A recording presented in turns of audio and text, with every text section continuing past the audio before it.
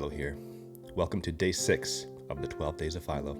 So far in the 12 Days of Phylo, I've told mostly happy stories, showing myself picking up all those Xbox games or playing Super Mario 64 for the first time.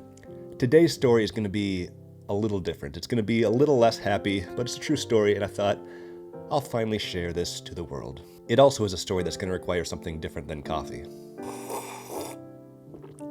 So we're going to travel back to 1998.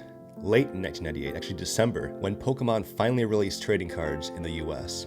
Now, I didn't have a Game Boy, and I really didn't watch the anime a whole lot, but I did collect the cards early on. I remember going to a store called Hobby Heroes. That's where I got all my Pokemon cards, and actually previously before that, I actually had bought Beanie Babies from them. So it's one of those type of stores, a lot of Pokemon cards, a lot of gaming cards, and collectibles and things that were popular in the 90s. I remember Pokemon cards being $6 a pack. I don't remember why I remember that. I didn't actually pay for it, but I would go there with my dad, and we'd buy maybe one pack at a time. And I did that every so often. My main friend that I would play Pokemon cards with was my neighbor Paul, and I remember he had a Blastoise.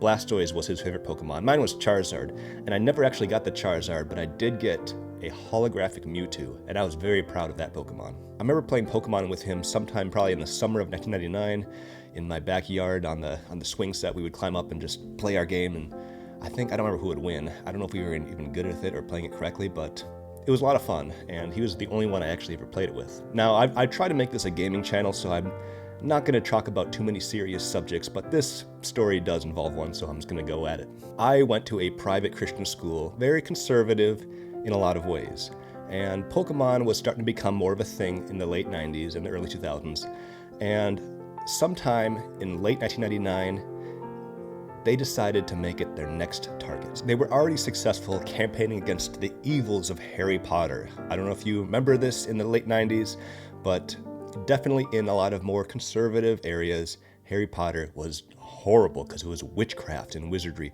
Terrible stuff. You should not be dabbling in that. So after that success, they looked around, what can we target next? What can we aim at next? What can we cancel next? And it was Pokemon. Pokemon was, of course, very evil. I remember for two reasons why. It taught evolution. No, things don't evolve. That doesn't happen. And also, these creatures used magic. Look at like Abra. That's horrible. That's like satanic or something. Now, as a 10-year-old kid, I didn't think about any of this. I didn't care. It's a card game. I was just having fun. These are creatures, whatever. But it started to catch on. And I think it's mostly started in my school by kids, well, probably by the teachers really, but it started catching on by the kids who didn't even have any Pokemon cards. Did you hear about these Pokemon cards? Did you hear about that Pokemon episode in Japan that caused kids to have seizures? Demonic, horrible, beware. In late 1999, it became a trend in my school to throw away our Pokemon cards. And sadly, I joined in on this trend. I wasn't the first one to do it, and I probably wasn't the last either, but I did think I need to get rid of this evil. So, I didn't do any burning or anything like that. I remember sitting in the bathroom, ripping up all my Pokemon cards and throwing them in the trash, including the holographic Mewtwo card. Probably worth something now, but I just don't want to look it up and find out what I threw away. I don't really have any great moral to this story, other than ultimately, Pokemon was a children's card game. And and it became something else, and it became a distraction maybe. I'm not sure why they decided to choose that, but yeah, it happened. And it is something that I have to live with. I remember very well where I was, ripping up those Pokemon cards in late 1999. So there's probably a couple types of people that will watch this video. First, people have no idea what I'm talking about and think, why would your school make you get rid of Pokemon cards? And for those people, I say, you're lucky that you didn't have to go through that.